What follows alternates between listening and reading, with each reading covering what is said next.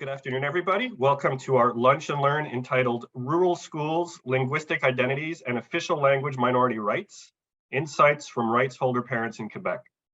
This talk is based upon a QUESCREN working paper, and we'll be sharing the link to that working paper later on. I'm Patrick Donovan, Research Associate and Advisor at the Quebec English-Speaking Communities Research Network, QUESCREN, at Concordia University, and I'll be moderating today's event.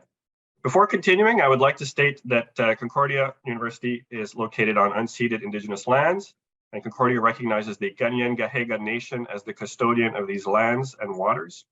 Tiohtià:ke, Montreal, is historically known as a gathering place for many First Nations, and today it's home to a diverse population of Indigenous and other peoples. I encourage all of us to reflect on the ways in which we can work in collaboration with Indigenous communities to form mutual and ongoing relationships that respect the continued connections with the past, present, and future. This event is funded by the Secrétariat aux relations avec les Québécois d'expression anglaise and the Department of Canadian Heritage through our ILET Impact project. QUESCREN also receives regular funding from the Canadian Institute for Research on Linguistic Minorities and Concordia University. Before I introduce our speakers for today, I invite William Flock, Assistant Secretary of the Secrétariat aux relations avec les Québécois d'expression anglaise, to say a few opening words. Okay, thank you, Patrick, and thanks for everybody for coming. Like the rest of us, I'm really looking forward to hearing the presentations today and reflecting on the important role that schools play in community vitality. Maybe just a couple of sort of contextual comments. First off, my title has changed. I'm now sous-ministre adjoint, so Assistant Deputy Minister at the Ministère des Finances, because our secretariat was moved after the last election.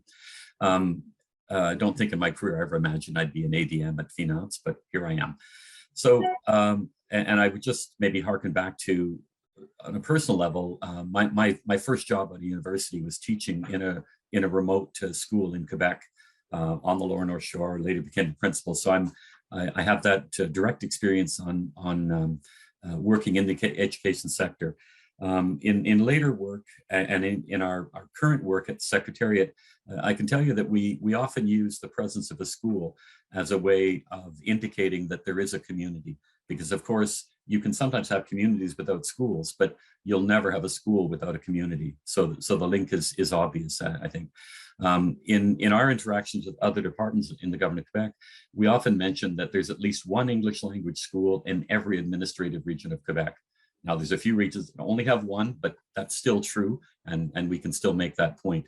And I know that for all those interested in the vitality of English-speaking communities across Quebec, clearly maintaining schools, and especially the small schools that are really challenged in terms of the demographics and the critical mass, it's absolutely critical that those schools stay open. Otherwise, you know, the future of the community would be very much in question. And then, of course, the notion of how those schools operate and the kind of service they can provide to communities in those situations where you don't have a critical mass of institutions, the school is called upon to play, obviously, a much more critical role. So for all of those reasons, we're very much interested in supporting the vitality of those schools as a way of contributing to community vitality. And of course, then we're interested in supporting QUESCREN and the research, as well as the other organizations that are contributing to the offer of service of those small schools. So I'll stop there just to say that I'm very appreciative of the work that QUESCREN is doing in organizing these sessions and bringing together an array of people from community leaders to researchers to government officials. I think these kinds of discussions through this Lunch and Learn series and through the other knowledge mobilization activities of QUESCREN is very important, and we're very appreciative of the work that you do. Thank you very much, Patrick. Thank you, Mr. Flock, and thank you for the kind words. It's now my pleasure to introduce today's speakers, Joanne Pattison-Meek and Andréanne Langevin. Joanne Pattison-Meek is an assistant professor and current director of practice teaching at Bishop's University in the School of Education. Her previous research, conducted in Southern Ontario, examined pedagogical challenges and opportunities for teachers in seemingly homogeneous Anglophone majority rural settings to affirm racial and ethno-cultural diversities and justice. Her current work explores ways classroom teachers in Anglophone minority rural communities in Quebec support students to examine rural diversities. Andréanne Langevin is a PhD student from the Faculty of Education at McGill University. Mother to 2 young language learners, Andréanne's doctoral work focuses on Quebec's language policies impacting children's language learning experiences at school and parental involvement in policy shaping. For the past 15 years, she's worked closely with second language learners, both as an ESL teacher and a French immersion teacher. She currently teaches French immersion to first grade students at St. George's School in Montreal.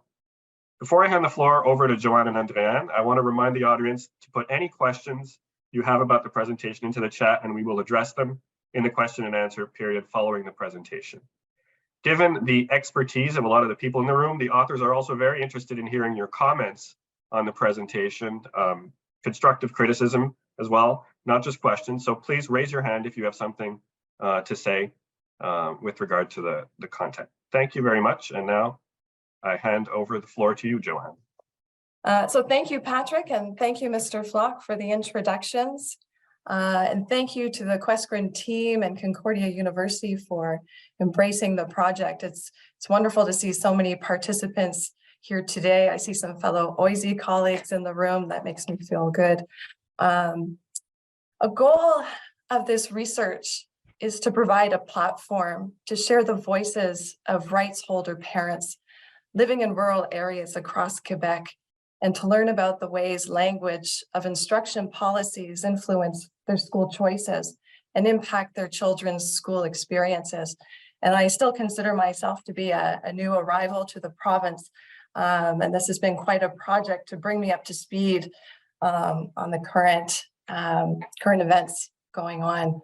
Now, I recognize that not everyone here today is acquainted with official language minority rights or how access to English instruction is regulated in Quebec.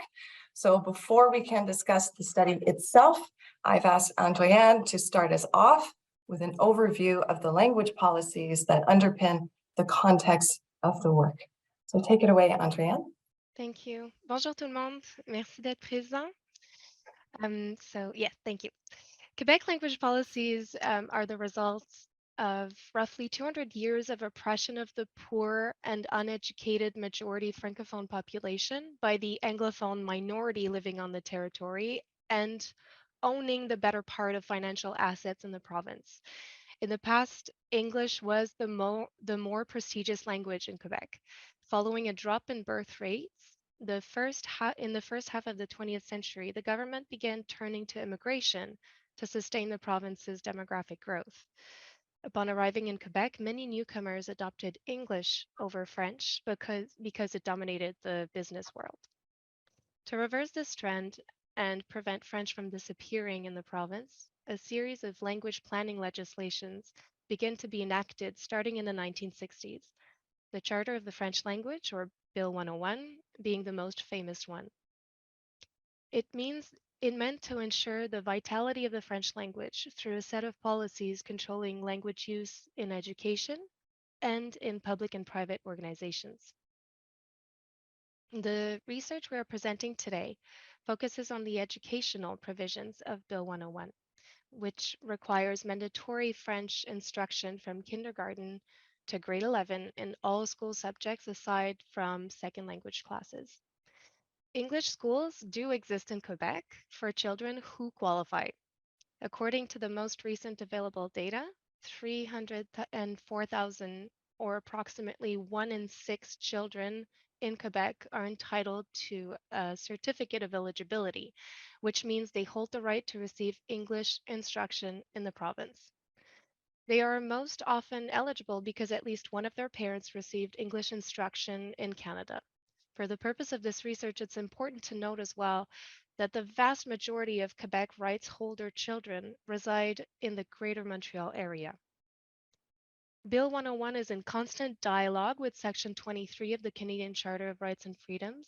Section 23 is a federal legislation preserving and promoting the 2 official languages of Canada and the cultures represented by those languages.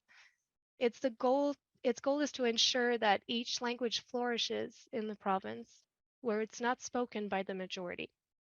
In the case of Quebec, this would mean English. The "where numbers weren't" clause of Section 23 refers to schooling in a minority language. It requires that service offerings be appropriate in pedagogical terms for the number of students involved. Yet, it recognizes that there is a threshold number of students required before certain programs or facilities can operate effectively. The jurisprudence surrounding this threshold is limited. This is something that we'll come back to later in this presentation. In Quebec, parents are significant stakeholders of educational language policies that influence their children's school experience. I'm myself one of those parents, and for my master's research project, I was interested in investigating other parents' opinions and attitudes towards these language policies. I had access to numbers and statistics surrounding language laws, eligibility, and school choice in Quebec. But I was interested in the people behind those numbers and the processes they had undergone while making one of the most important choices we can make as parents, namely choosing a school for our children. I held focus groups with parents from all over Quebec, but I ended up collecting more data than I was able to address in depth in my master's thesis. Some of the data I had to leave aside included rights holder participants who lived in rural settings. Joanne has extensive experience studying education in rural settings. Therefore, I reached out to her and we ended up partnering on a follow-up study, which is what we're presenting today. Joanne? Thanks, Andréanne.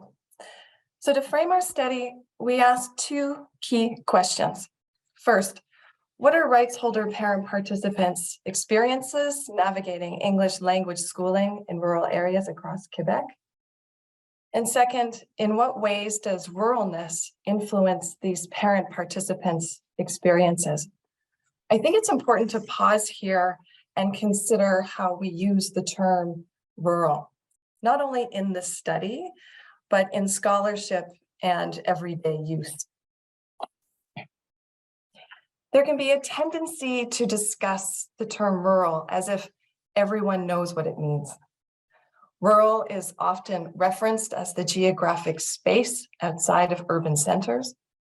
Statistics Canada defines rural areas of Canada as the land that remains after the delineation of population centers.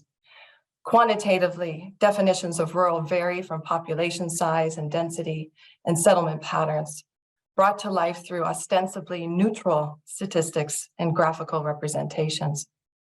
Qualitatively, the face of rural can be presented relationally as less progressive, lacking cultural and ideological diversity, more patriarchal, and more poverty-stricken than urban. On the other hand, rural spaces may be represented as romanticized, wholesome havens lacking the crime and social ills more associated with the urbane, which is sophisticated and civilized. As I argue in the paper, our working paper, and elsewhere, when we homogenize the rural, we dehumanize rural peoples, their stories, histories, and communities. Instead, there are ruralities, multiple social, ethnocultural, and linguistic identities, past and present, embedded within and across rural communities. In my research, I prefer to invite research participants to define their rural context for themselves by inviting them to share their lived experiences. As Andréanne said, this is a people study. The voices of the rights holder parents presented in this paper illustrate that there is no single story emerging from rural places.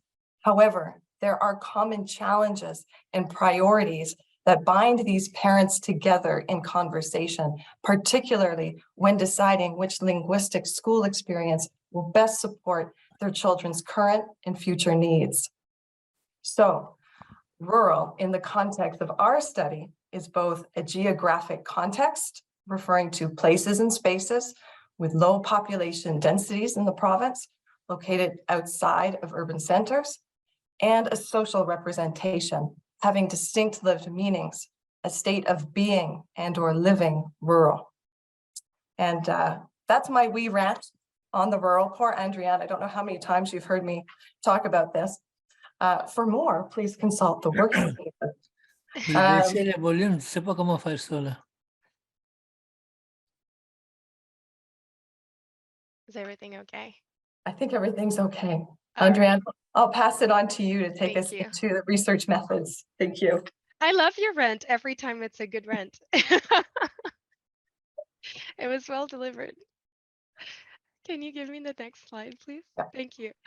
Okay, so brief few words on the methods that we use for this study. 8 participant transcripts from my original MA dataset underwent a secondary analysis, and we also held new focus groups with 13 additional participants to expand the sample. During the focus group discussions, participants often referred to lived experience of rural or regional identities, such as rural to the bone, rural roots, rural in my blood, and townshippers. As well, at least 6 participants identified as current or former community leaders within their schools or school boards. So for example, members of parent councils and commissioners. Of the 21 total participants, 4 were born in another province and they had newer historical ties to their rural communities, whereas at least 7 participants self-identified as historic Anglophone Quebecers, referring to markers such as 7 generations on the farm or descendant from loyalists, etc. The self-identification piece is important here. Participants qualified for the study when they had an eligible school-age child who attended school in a rural setting. Although it's omnipresent throughout this paper, the home language or dominant language was not part of the direct analysis. The main reason for this is that asking parents to label themselves within a dichotomy where one can either be an Anglophone or Francophone can run the risk of making some participants uncomfortable in our current political context. Many participants promoted bilingualism as a family value. And in fact, our study's data set reveals that English-speaking parents living in rural contexts hold French and learning French in high esteem, and they wish to make it a priority in their children's education. I'll pass the presentation back to Joanne, who will start us off with some of the results. At first glance, scholars in rural education may look at our results that speak to long bus journeys, small schools and small class sizes, and difficulties accessing services for children with learning challenges, and say, these are not new. We will encounter these dilemmas in many rural schools across the country and elsewhere. However, Quebec is unique in how its linguistic policies amplify these challenges in English language schools, particularly in rural communities. For example, long bus journeys are a habitual part of everyday life for many children who live in rural settings. The 2021 census provided us for the first time with a snapshot of children eligible for instruction in minority official language at the primary and secondary levels. Drawing on this data, we know that nationally, the average distance between a place of residence and the closest official language minority school is 4 times greater for eligible students living in rural areas compared to those living in urban areas.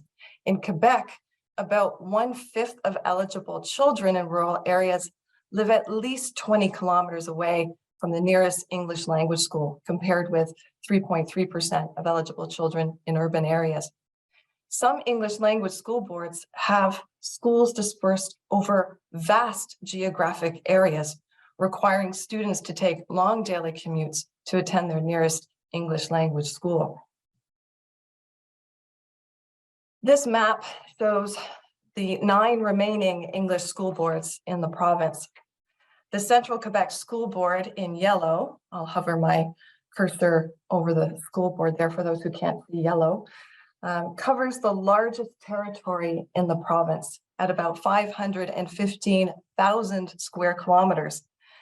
Within the land area of this one English school board are 18 French school service centers. The school board administers 18 schools, 8 elementary schools, 4 secondary schools, and 6 elementary secondary combined.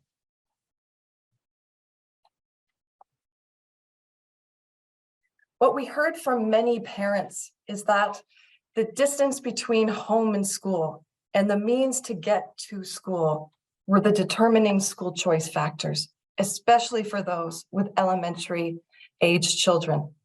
As an example, while this parent in the quote wanted to send his children to an English language school, their time required on a bus was just too great. We'll read our quotes, Andréanne and I, for the audience, as the translations won't capture the screen text. As his father said, "I was on a bus for 2 hours every day when I went to school. Life on the bus was hard. I didn't want that kind of life for my children. I'd feel so guilty. So we sent them to the French school in a local village, even though we preferred the English school, but it's too far away." The census data shows that the greater the distance between an eligible school-age child's residence and the nearest official language minority school, the more unlikely they are to have ever attended a school in the minority language. Our second theme centers around parents' expressed lack of access to specialized services in their rural communities. The demand for such services for students with learning challenges has increased across the province for years. We know this. Access to professional resources such as psychoeducators and speech therapists who offer services in English is very limited. Given the shortage across the province in general, children requiring services in rural and remote English language settings are especially vulnerable to spatial and linguistic inequalities. This was certainly felt by our parent participants, some of whom shared a deep resentment toward the government at how their children seem to be denied access to support services because of their English and rural school contexts. As illustrated in the first quote on the slide, the French system was widely viewed by participants as having more funding available to support students' needs, owing to their higher enrollments. I'll read the quote. "In the English system, there is not the same level of resources for kids. At my kids' school, there are no psychoeducators. They haven't had one for years and years. Whereas in the French system, you can find some of those resources." End quote. This was frustrating for those parent participants who didn't see the French system as an option for their children with learning challenges. If English was the language spoken at home, then it was seen as important to have English as the language of instruction in school, particularly for students with speech disorders. Parents with children who require more specialized health support to function in their English language schools face different challenges. As this mother in the second quote shares from her own experience. I'll read the quote. I just have to move Andréanne's face. Sorry, Andréanne, give me a second here. There we go. The hospital team is used to dealing with a French school system in the regions because that is the majority. What I have lived is when your medical team is French and school team is English, the barrier is bigger and they're more likely to make a mistake. And so you just get lost. She felt that children who navigate between a French-speaking medical team, which is likely the case in rural areas, and an English-speaking education team are more vulnerable because of the potential for miscommunications, lost in translations, for example, between the two bureaucracies. I need to acknowledge a limitation in our data, and I think it's appropriate to do so now. We spoke with rights holder parents who shared that they had, for the most part, the proximity and means to access and pay for private specialists in English to support their children's learning needs. These parents also had access to the technology, stable internet, a blessing in rural contexts, and time that enabled them to participate in a 1-hour virtual interview. Many of our parent participants had experience as school board commissioners, as Andréanne mentioned, or had served on school governing councils.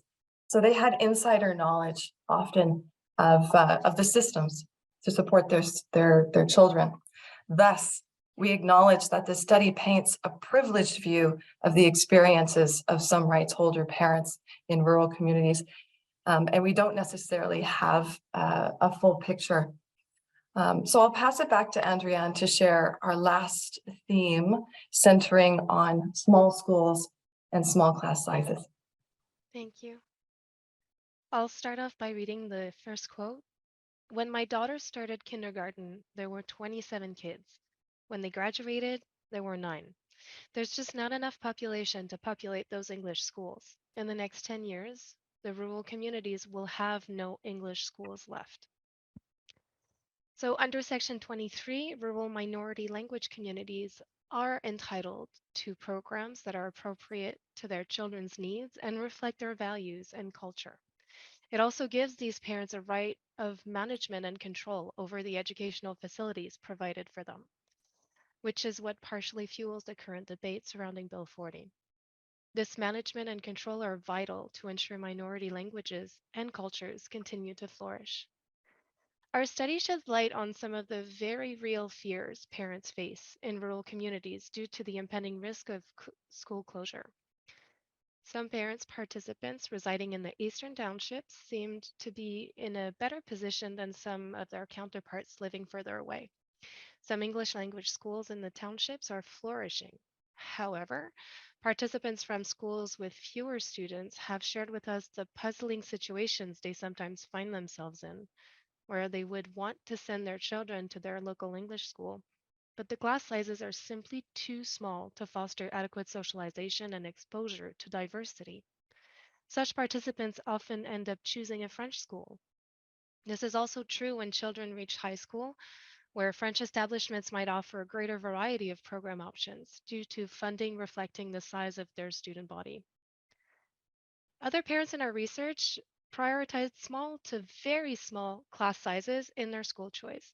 For example, the parent who shared the second quote on the screen registered their child in a small kindergarten class because they would benefit from the teacher to student ratio.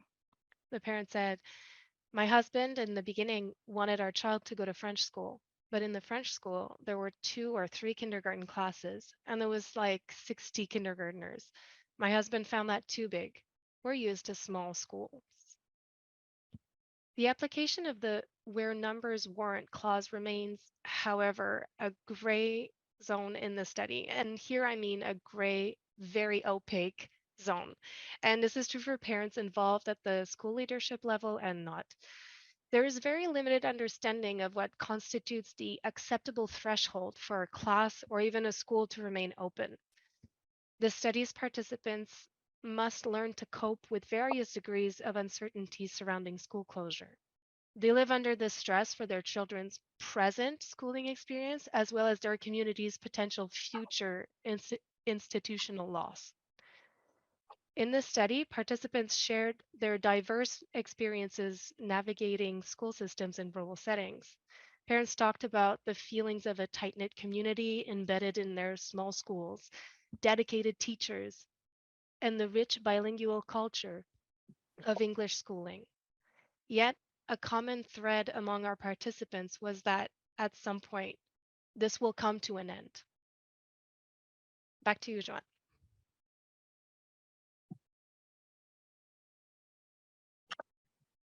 Like the space under the branches of this tree, rural schools are where communities have gathered for generations to tell their stories, to deliberate, to take shelter. Their roots are as old as the communities to which they belong. The English language school will likely be the last remaining institution to preserve English-speaking cultural heritage in a rural community.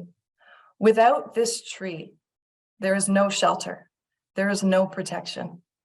Without the English language school, a historical community, an entire community can be lost. So as we do in our working paper, we thought it appropriate to leave the final word of our presentation to the parents in our study. And Andréanne will walk us through the next quote. I grew up here and my kids go to the same school that I went to. I find that really cool. I just wanted them to be in a rural area. I can't imagine raising them in a city. We're on a farm. My husband grew up here. My kids catch newts and salamanders. I just can't imagine them in an urban environment. They would just be different children than they are now. And then being a part of a community where they have long-standing roots, that has a lot of value to me. And that concludes our presentation.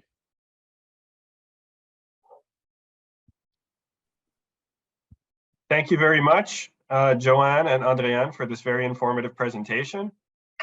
We will now move into the Q&A section of our event. And if you have comments, also please raise your hand virtually in the chat. If you would like to ask a question, please write it in the chat and we will prioritize those. I'm not seeing any questions right now. And if you would like to ask a question verbally, please raise your hand using the reactions button at the bottom. Bottom right, you click on reactions and you click on raise hand. So we have Melanie Carriage who would like to ask a question. Hi, I just really wanted to make a comment. I see that since no one else raised their hand, I thought I'd go. I just wanted to let you know this is very informative. Thank you. I was a Cégep teacher and a Francophone Cégep for many, many years. And I had the chance 4 years ago to switch and work at the ministry at the Direction du Soutien au Réseau Éducatif Anglophone. So this presentation is very useful for me in my department. And I just wanted to let you know that at the ministry, there is a small group of us.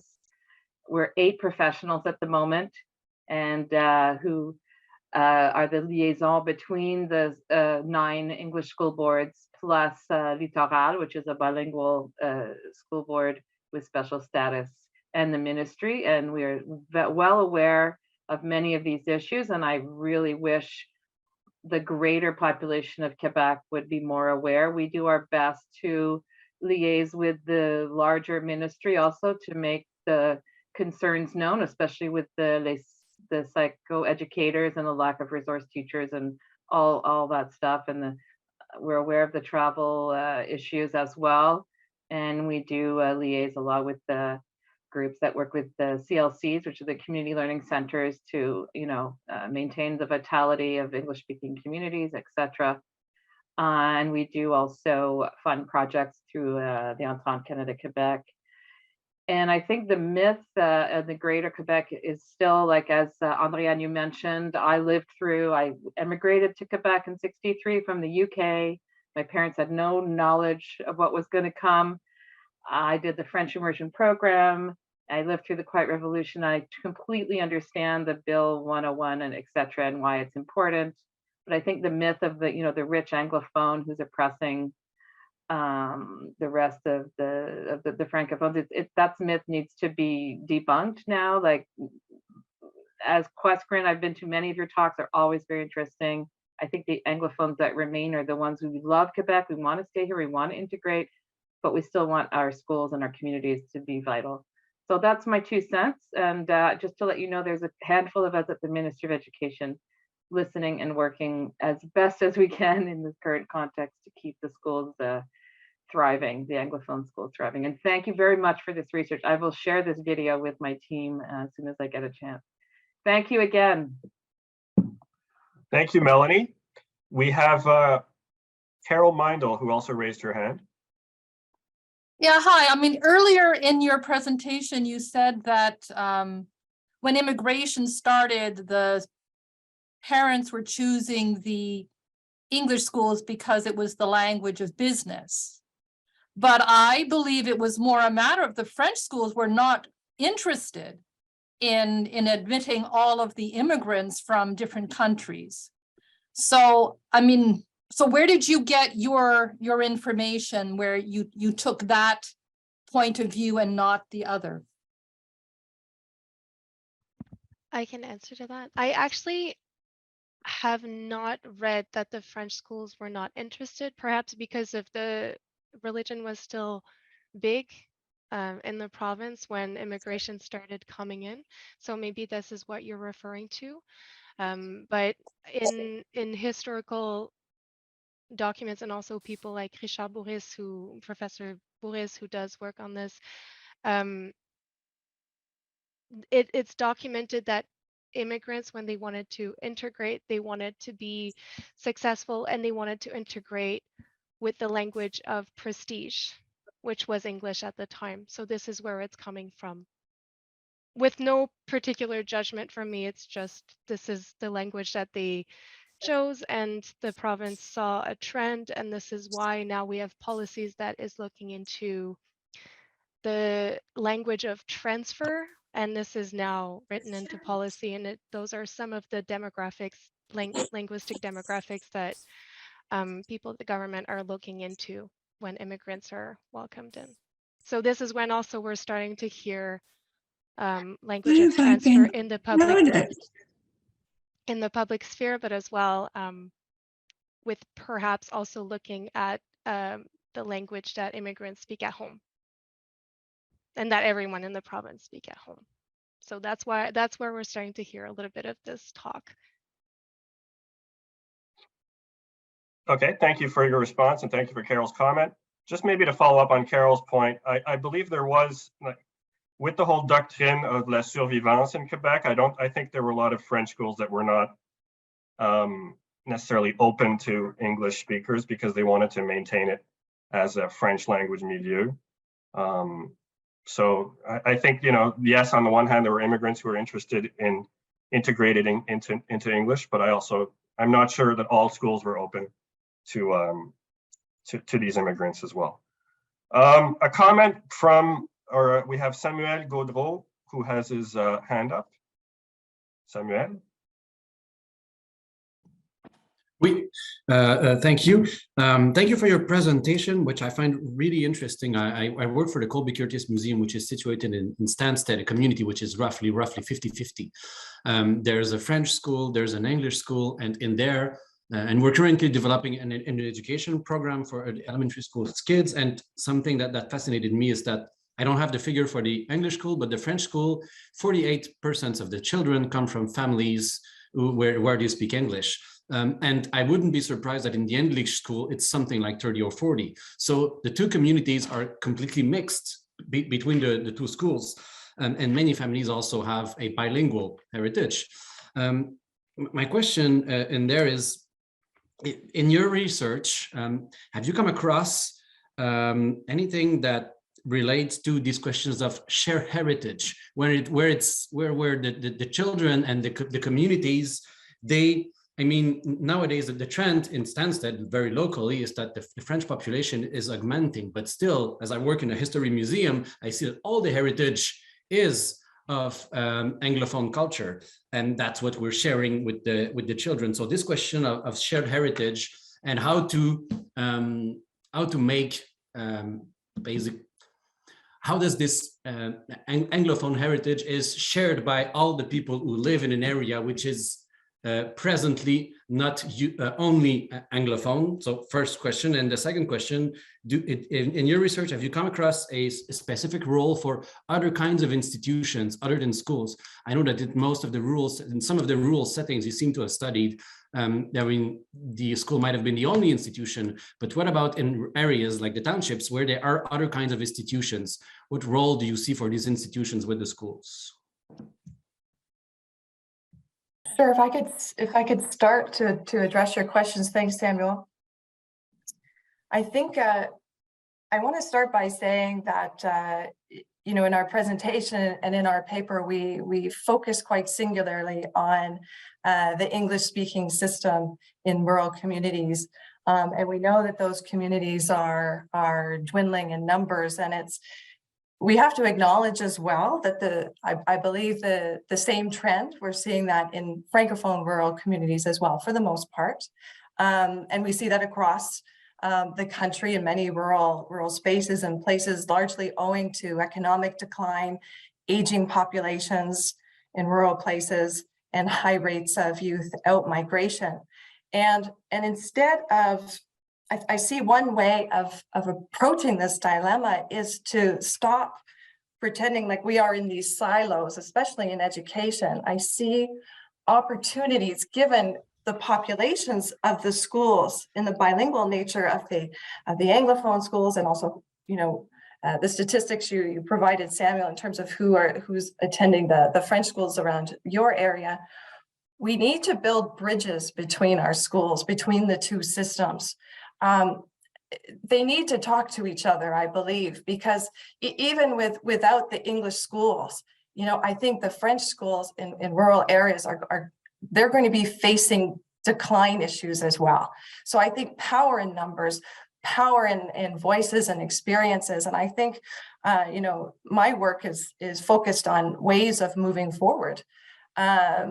And providing opportunities for schools and teachers to bring their students together and learn about each other's heritages in those communities. So that's something that's always been on my mind. And for your second question, Samuel, you're asking about the role for other institutions. You work at a museum. I see a role for you, certainly, as a museum, and bringing those students together, bringing citizens in rural communities together, regardless of language. We didn't necessarily hear from our participants about institutions outside of schools because that was our main focus. But I think myself being at Bishop's University, I feel as though we have a responsibility as well to enter into these conversations, bring people together. And we know that particularly in the townships, they have flourishing institutions as well, the township associations. And I know they're doing really great work. And as I said, I'm still new to the context, and I would hope that some of these institutions are supporting my first idea, which is to bring people together and not necessarily keep ourselves in silos, because it's going to be to the detriment of everyone living in rural communities, not just Anglophones. So thanks, Samuel. Not sure if I answered your questions, but Thank you. We have a comment or a question from Diane Gérin-Lajoie. You're on mute, Diane. We can't hear you. I had promised myself not to do that, to begin to talk without having the speaker on. But anyway, thank you for your presentation. That was quite interesting. Just to finish on the comment that was made about immigrant not being admitted in French schools. I mean, I think this is a reality too. I mean, it doesn't count for everything, but I think it's important to take that into consideration because a few studies have pointed that out. And I could maybe Andréanne, I could talk to you, or if you email me. I'm doing research in this area too, so I'm a bit familiar with the situation.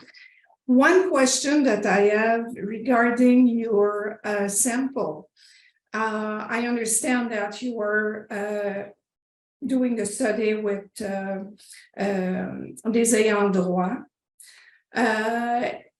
That doesn't mean necessarily that every family lives in English or are necessarily English speaking. You know what I mean? Because I did research in regions and it's very, very Francophone. And the families that are in the school, at least the schools that I have studied, they're really living in French most of the time. So I'm just, could you just maybe expand a little bit on the type of linguistic use of language within your participants, with your sample? Joanne, do you want me to start off with this? Okay. Merci beaucoup. C'est génial de pouvoir répondre à une de vos questions. Je vous connais. Ah. Oui, oui. Alors, so for the initial sample, I never did intake interviews asking them de facto, are you an Anglophone, are you a Francophone? So that was I was very adamant because it does make people uncomfortable at times. It would make me uncomfortable if I was asked in a context of research. So I definitely refrained from that, but it always comes up during the focus groups. The home languages, their family repertoires, which are as diverse as, you know, we have as many repertoires as we have participants in this study. Without generalizing, I can say that participants, none of them went after the French language, if I can say this. So they all regarded it in high esteem, and also promoted its use in the house, promoted none of our participants, and this is just speaking to our studies participants, but none of them had an English only household with very, very strong values against French. So this is definitely something that came up in our study. And many participants also promoted the use of French outside of the house and at the school because they see it as a means of survival for their children, children who are from maybe an English-speaking household and end up learning French and being able to work in French, live in French, do business in French. They then can come back to their community after going to school, perhaps in the city, and they'll be able to work in their community because those communities work in French as much as they work in English. So for them, it's learning French is also a means of survival for their English community. And this might sound a bit strange and counterintuitive, but it's the reality that these parents are facing. Okay. Can I, Patrick, can I just make a very quick comment? Maybe when you write about your study, and I suppose that you are Andréanne, je donne de misère. Andréanne, you probably use that for your doctoral thesis. I think that even though you have not really analyzed that aspect of language use, it could be a good idea at least to mention that you kept to the ayant droit, but that there is diversity within the linguistic sphere, if I can say, just that, because I think it's important to mention it. I'm done. Thank you. Thank you. Yeah, I would agree with that. I mean, the government, the François Legault last year said, tried to equate the ayant droit with the historic Anglophone population, but a lot of the ayant droits are, you know, many of them have, you know, are both Francophone parents. So it's the equation is sort of doesn't always fit. We have a few comments in the chat, so I'll go through those. The first one is a question from, hold on, Bridget Glustein. What do you propose as action items? Because of these lack of resources in the Anglophone school boards, we know that many populations are struggling in our English schools, especially marginalized populations. And that is true of professional services and also community organizations that can provide support, but not always in English. Is it that the universities are not graduating enough professionals in English? Is the issue that many English professionals are leaving? What are the action items, and what is, you know, why is there a problem? Why are there so few resources?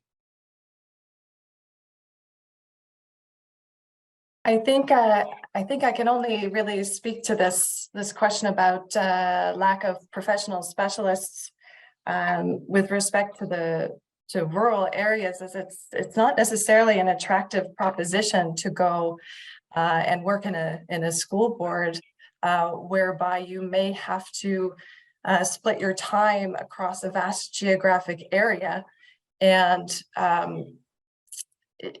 you know, it's not necessarily an attractive job. So we're also, I also think that many professionals are more drawn to urban areas. There's not much incentivizing these folks to go work in rural areas. I think many have never even necessarily been to those areas. And in our working paper, we do speak to the proposition of potentially having internships, paid internships, supported internships for those finishing their degrees to spend time in rural communities. That might be one way to attend to the shortage. This isn't a novel idea, it's been mentioned before. So that might be one reason as well.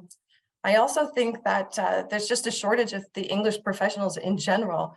My understanding is that psychoeducators in the province, they are trained only in French and they have to pass a French proficiency test as well.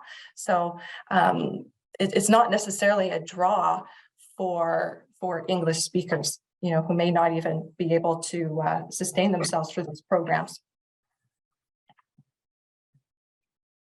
We also have a comment from Deborah Fulton, which is kind of going in the same direction, saying there's no encouragement to train, graduate, or hire bilingual staff across the province.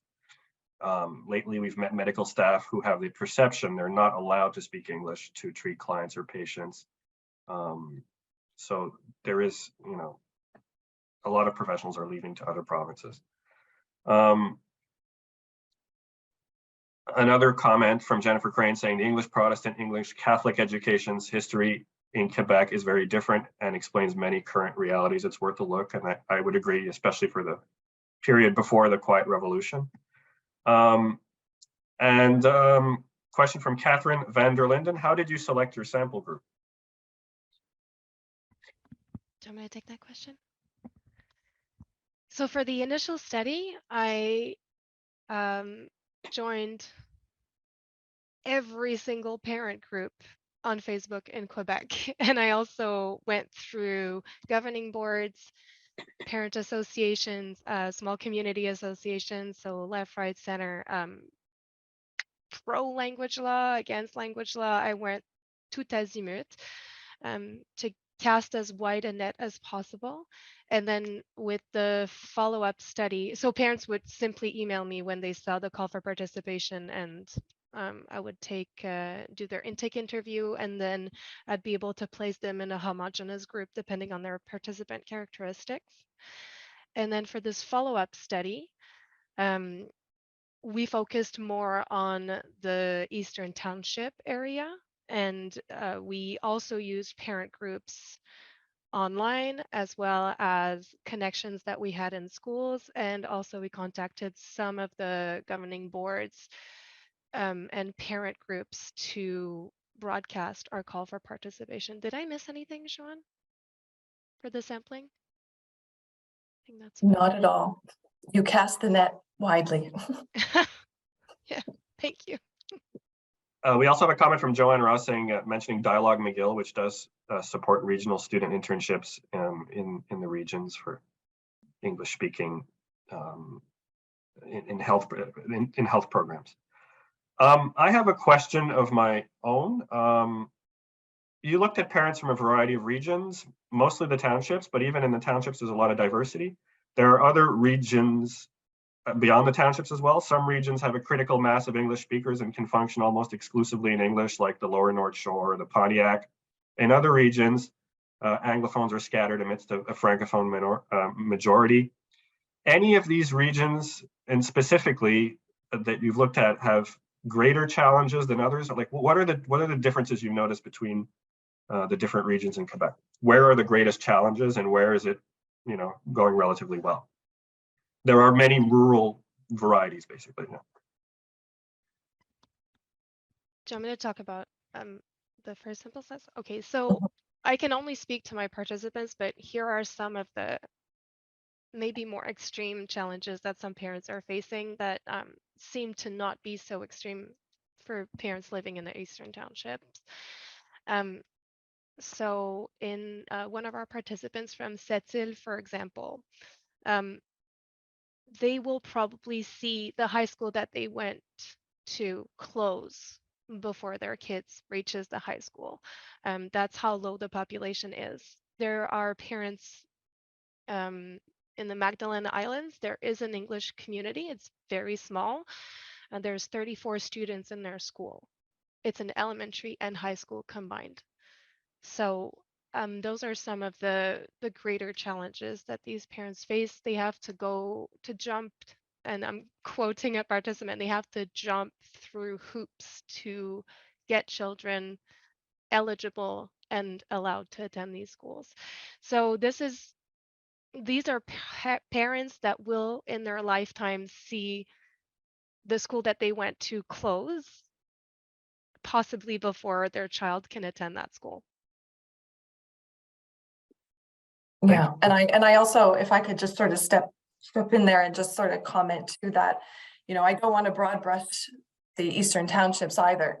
That within the Eastern Townships, we have schools that are flourishing.